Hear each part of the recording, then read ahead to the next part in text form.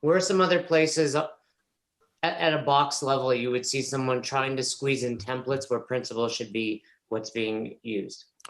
Yeah, programming. I mean, you kind of mentioned it, but that's something we even bring up in the level 2, which is we have the evaluation sheet. Like that's a template, but we also tell people, hey, this is not how you should go about programming because it would inherently lend itself to, bias or too much rigidity with regard to programming. The other place you can use it is coach development with regard to topics that you use. Be like, hey, we have to teach in this order. Or you could be like, hey, we're going to do coach development. We're going to work on whatever seems to be the pain point currently with the coaching staff. We might have had seeing and correcting dialed up, but if all the classes are running late, hey, we're going to skip that. We're going to talk about group management and lesson planning and where everybody's falling off track, because the point is development, not necessarily seeing and correcting. We could agree that seeing and correcting is absolutely part of development, but if it's not necessary right now, well, then it's kind of irrelevant for the current problem at hand. Strategic growth is another one. Like, I want to grow my business. Like, everybody probably listens to this, but they're like, I'm trying to figure out how to grow my business, right? There's a lot of different ways to do that. And what I would tell you, if somebody's going to hand you a template that says, here's how you grow your business, I'm going to tell you that template is probably not that effective because it leaves out a lot of things. And something that it doesn't happen a lot, but it does happen when somebody comes in to potentially work with us. I may look at that business and say, I'm going to take step 5 and move it to step 1 because that's what needs to be applied here right now. Like, that is the current massive pain point that is time sensitive in nature. Let's address that, because the principle is improving the business. The template is the general layout of how the course is designed because it is designed logically.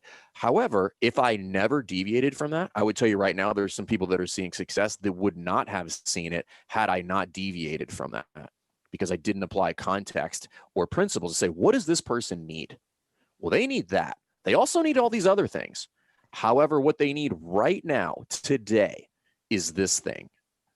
You're triaging Right. business, right? Because we've had, like you said, like with Affiliate U, there's a curriculum, but oftentimes we go to order. I've had, probably 2 or 3 boxes where, like, day one, I'm like, all right, let's look at the rates and let's increase these, because nothing else matters if you're living on food stamps, right? Like, this is great. You have a business you love and you can't afford dinner. So let's increase your rates and then worry about everything else. And I mean, you and I are 2 examples of someone who used principles in business. I've told this story before. The same aunt I was referring to earlier, wildly successful in the business space. And when I was opening up the gym, she's like, all right, let me see your business plan. I didn't have one, still don't have one, but she was like, Handed her a blank piece of paper. You're like, it's right here. yeah. She's like, you can't charge $100. You need to charge $9, $10, and hope they don't come in, right? That was the template to run a successful gym back then. And I was like, no, no, no. And my principal came from Coach Glassman, which was, this was pre his speech about care, but you saw it, right? You saw it on CrossFit.com back then. I was like, wait, the principle is like, let's just get people fitter. Let's have a good time and let's show them you care. And boom, crazy success. Had I gone by the templates, who knows where I would have been? It's very reminiscent to technique, right, Fern? Right.